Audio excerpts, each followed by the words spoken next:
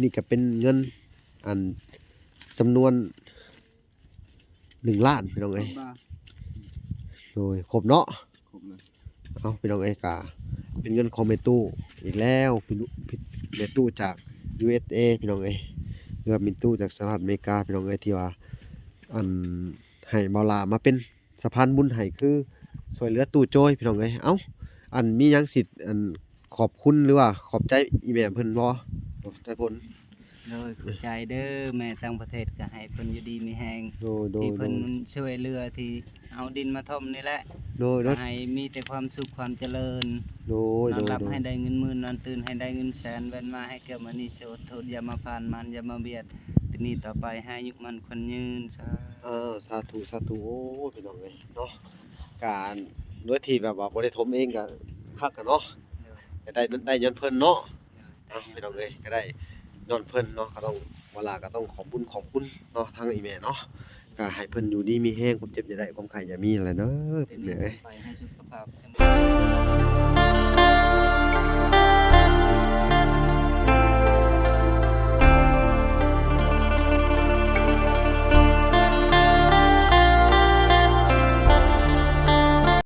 โอเคเนาะทุกคนกราบสบายดีพ่อแม่พี่น้องเบิดสู่ผู้สู่คนเนาะ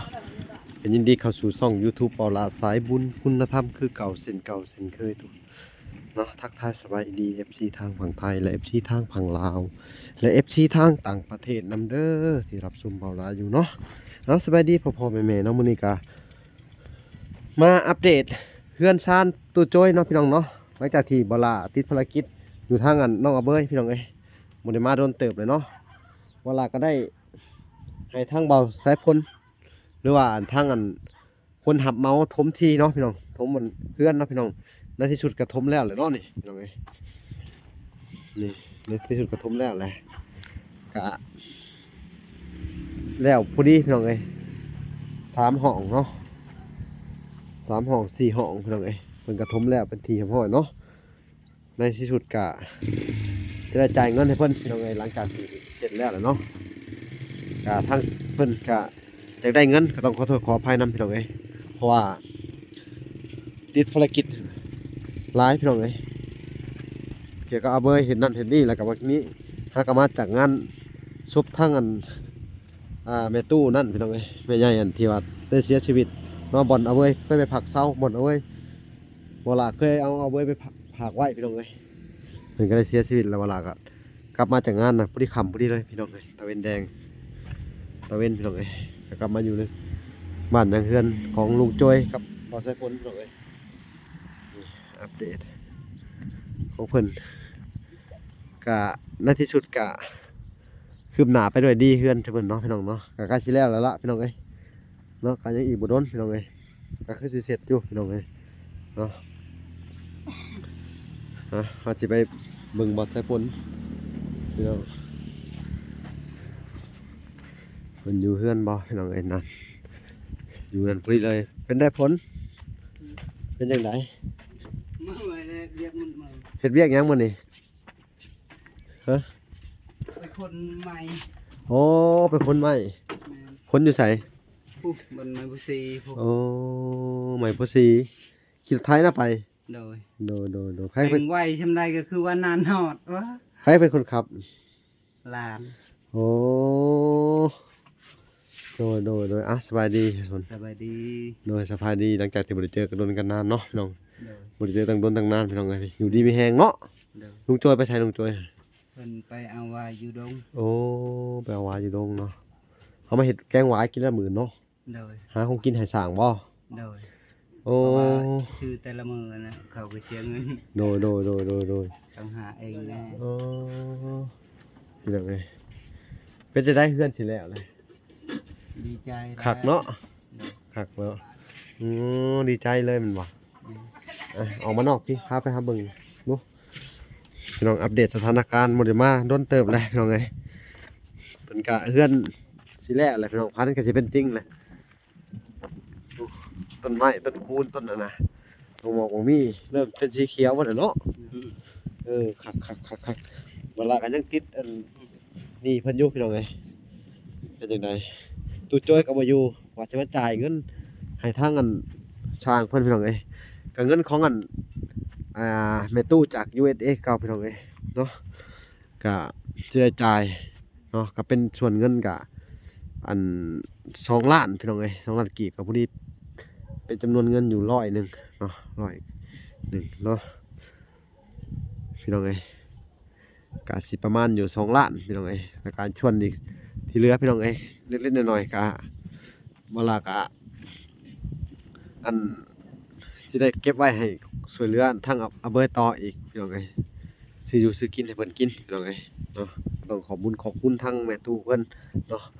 ที่ไว้ใจและให้เวลามาเป็นสะพานบุญให้เนาะภายในมื้อหน้าที่ว่าคนดินน่ะ คนนี้ โอ้สร้างอะนะ เพิ่นเอาคนชาวบ้านแน่ อ๋อ2คนเนาะโดยเฮ็ดจักมื้อสร้าง มือเดียว โอ้สบายดีสร้างสบายดี สวัสดี โดยสบายดีโอเคเนาะสบายดีก็ขอบใจเด้อสร้างเด้อขอบใจขอบใจหลายๆก็เฮ็ดประสบความสำเร็จเนาะคนที่ดินพี่น้องเอ้ยก็ดีใจนำเด้ออันใช้เพิ่นได้เขาเฮ็ดให้เรียบร้อยเนาะคักแลพี่น้องเอ้ยดีใจนำใช้เพิ่นพี่น้องเอ้ยอ่ะก็สิบ่เว้าหยังหลายพี่น้องเอ้ยว่าล่ะก็สิได้อันเอาเงินให้เพิ่นเลยพี่น้องเอ้ยเนาะจำนวนเงินก็2ล้านพี่น้องเอ้ยล้านหนึงนะเพราะว่าอีกล้านหนึงก็เฮาให้ทางอันไอ้สร้างเพิ่นไปแล้วมื้อเช้านี่เนาะก็ให้น้ำใช้เพิ่นแม่นบ่พรให้น้ำใช้เพิ่นเนาะเพิ่นอยากได้เงินก่อนเนาะเอาก็ต้องขอโทษขออภัยที่ว่าบ่ได้มาจ่ายและบ่ได้ออกคลิปพี่น้องเอ้ยก็พอดีเห็นเวลาก็ได้ให้ไปแล้วพอดีเป็น2ล้านเนาะเป็นให้เพิ่น น้องเลยแหละไปนำไปจ่าย เออไปจ่ายให้เพิ่นผู้เรียนเพิ่นเมาห้องหนึงเนาะแล้วสั่งเมาห้องหนึงคนละห้องละล้านพี่น้องเอ้ยเนาะที่จริงหามันแพงพี่น้องเอ้ย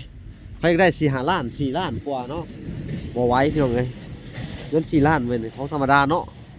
มันบ่ได้สมกับราคา4ล้านเนาะ แม่น อ่ะพี่น้องเอ้ยเบิ่งดูกันนั่นแหละมันบ่สมนะพี่น้องเอ้ย แม่น เพิ่นอยากได้หลายได้4ล้านพี่น้องเอ้ยเวลาก็บ่ไหวเด้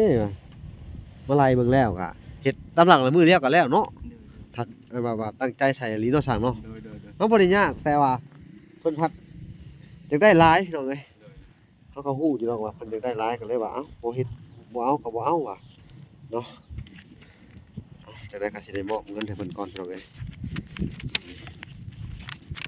ธรรมดาก็สิได้มอบล้านหนึงเนาะเอาก่อน นับ นับเบิ่งเด้อนับเบิ่งก่อนพี่น้องเอ้ยนี่ก็เป็นเงินแม่ตู้จาก US อ่าเนาะพี่น้องเนาะแม่ตู้เพิ่นก็นี่ก็เป็นเงินอันจำนวน1ล้านพี่น้องเอ้ยโดยครบเนาะ ครบเลย เอาพี่น้องเอ้ยก็เป็นเงินของแม่ตู้อีกแล้วแม่ตู้จาก USA พี่น้องเอ้ยเรือแม่ตู้จากสหรัฐอเมริกาพี่น้องเอ้ยที่ว่าอันให้เบาหลามาเป็นสะพานบุญให้คือช่วยเหลือตู้โจยพี่น้องเอ้ยเอ้าอันมีหยังสิอันขอบคุณหรือว่าขอบใจอีแม่เพิ่นบ่ขอบใจเพิ่น เลยขอบใจเด้อแม่ต่างประเทศก็ให้เพิ่นอยู่ดีมีแฮง โดย ที่เพิ่นช่วยเหลือที่เอาดินมาถมนี่แหละ โดย ให้มีแต่ความสุขความเจริญ โดย นอนหลับให้ได้เงินหมื่นนอนตื่นให้ได้เงินแสนเว้นมาให้เกิดมานี่เสียอดทนอย่ามาผ่านมันอย่ามาเบียดทีนี้ต่อไปให้อายุมันคนยืนซะ สาธุโอ้ยพี่น้องเอ้ยเนาะการโดยที่แบบว่าบ่ได้ถมเองก็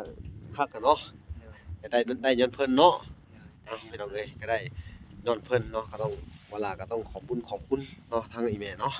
ก็ให้เพิ่นอยู่ดีมีแรงความเจ็บอย่าได้ความไข้อย่ามีอะไรเด้อ ที พี่ นี้ แม่เอ้ย ไปให้สุขภาพเข้มแข็ง โดยตอนนี้ต่อไปเป็นความเพิ่นอยู่เป็นความว่าใส่ผลให้สุขภาพเข้มแข็งแข็งแรงอายุมั่นขวัญยืนเนาะเอ้าพี่น้องเอ้ยจังได๋ก็มื้อนี้ก็ประสบอันสำเร็จพี่น้องเอ้ยประสบความสำเร็จในการถมที่ขั้นหนึงพี่น้องเอ้ยต่อไปก็สิได้อันเพิ่นก็จะได้เฮ็ดหลังคาอิหยังกันแหละก็โบกปูนใส่หน้าต่างก็คือสิแล้วเนาะใส่ผลเนาะพี่น้องเอ้ยก็ยินดีดีใจนำเด้อได้ขึ้นใหม่แล้วพี่น้องเอ้ยสิมาค้ำคูณนำผู้แลบัดขึ้นเรือนขึ้นศาลพุ่นแหละเนาะพี่น้องเวลาก็จะได้มานานๆทีก็จะได้มาหาเพิ่นบ่อยๆแหน่บางเทื่อก็สิได้เอาอันน่ะ หน่อไม้มาพี่น้องเอ้ยเอามาให้เพิ่นเพราะว่าที่นี่เพิ่นไว้อยู่เนาะยังเช้าจะอีกจักต้นหน่อไม้เอาอีกบ่ บ่มันยัง5ต้นบ่ ยังหาต้นเนาะติดนี่เนาะได้บ่ได้ว่าติดนี้ได้แล้วก็อ้าวบ่ได้แล้วก็อย่า แม่นติดนี่ยัง ว่ายัง ก็สิส่งเสริมให้เจ้าปลูกคือเก่าแหละเนาะเอาจังได๋ก็สิมาให้เจ้าปลูกอันต้นอันนี้คือเก่าต้นไผ่แหละเพราะว่าอันนี้มันทั้งสองต้นแม่นบ่แต่ต้นนั้นเขียวทุ่มเลยติดเลยพี่น้องมันหมักน้ำมาซั่นไดน้ำสุ่มๆจะต้องฮดให้มันเรื่อยๆเด้เนาะพี่น้องเอ้ยหลังจากที่บ่ได้มาทิศนึงแหละพี่น้องเอ้ยบ่ได้มาหาเพิ่นเกือบทิศเนาะเว้นว่าลืมเพิ่นดอกพี่น้องเอ้ยก็ยังสิมาแวะมาเวียนคือเก่าเด้อพี่น้องเอ้ยก็ยังคิดถึงคือเก่าบ่ใส่พ้นเพิ่นก็คนขยันพี่น้องเอ้ยเป็นได้หยังนี่ฮะคือว่าต้นไม้เท่าน่ะคือเห็นแต่งัวกินใบเบิดเป็นอะไร คือว่าแล้วเดี๋ยวนี้ประตูแล้วมันเข้าบ่ได้ เข้าบ่ได้แล้วเนาะเอาดูแลเอาเด้อบัดนี้เด้อเนาะสิก็หลายอย่างแหละพี่น้องเอ้ยก็ถือว่าการช่วยเหลือทั้งทีมงานเฮาแล้วก็แต่ละคนเนาะบ่ว่าจะเป็นบ่แสนบ่หลาเนาะที่มาช่วยเหลือลุงโตยลุงโจ้ยแล้วก็บ่ใช้ผลแรกๆก็ประสบความสำเร็จเนาะคือเพิ่นก็ได้ในสิ่งที่บ่คาดคิดเนาะคือได้เฮือนได้ซ่านได้ที่ได้ทางเนาะพี่น้องเนาะก็คือว่าดีใจนำเพิ่นพี่น้องเอ้ยเนาะแข่งบุญแข่งวาสนามันแข่งกันบ่ได้พี่น้องเอ้ยถือว่าบุญวาสนาเพิ่นมีเนาะพี่น้องเนาะทางบ่าวไสพลเพิ่นก็เนาะดีแหละพี่น้องเอ้ยสู้ต่อไปเด้อพลเด้อมีแต่ตั้งใจเฮ็ดบาดนี้ตั้งใจเฮ็ดเพราะว่าหัวเฮาก็บ่ได้ไล่แบ้ไล่อิหยังได้มันขึ้นเองมันต้นไม้ก็บาดนี่มีแต่ตั้งใจปลูกอยากได้หยังก็ปลูกกินพี่น้องเอ้ยมะม่วงก็เขาซื้อมาให้ดูแลเนาะแม่นบ่ล่ะ คือได้กินเนาะ เฮ็ดได้คือได้กินให้ดูแลเอาละบาดนี่ได้พี่น้องเอ้ยแม่แบบเอาง่ายๆก็คือแบบว่าสร้างความสะดวกสบายให้เนาะแต่ก่อนบุคคลบ่มีหยังเลยเนาะพี่น้องกับแบบว่าทำถึงเลขเนาะที่1เชื่อว่าสร้างว่าความมันว่าในบุญวาสนาเฮามีจริงเนาะ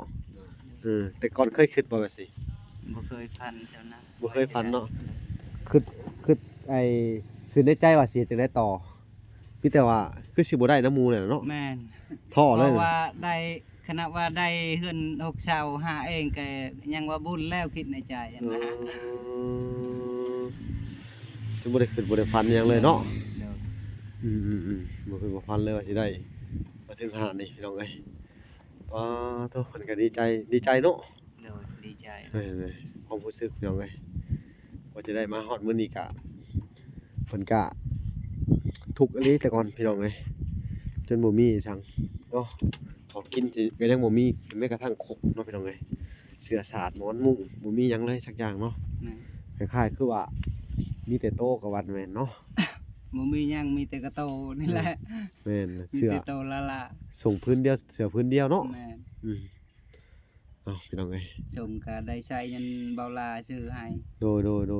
ยังได้ใช้ปัจจุบันนี่ โดยมีจังได๋ก็สู้ต่อไปเด้อขอแต่เป็นคนดีเดี๋ยวสิมาแวะมาเวียนโดยเนาะพี่น้องเอ้ย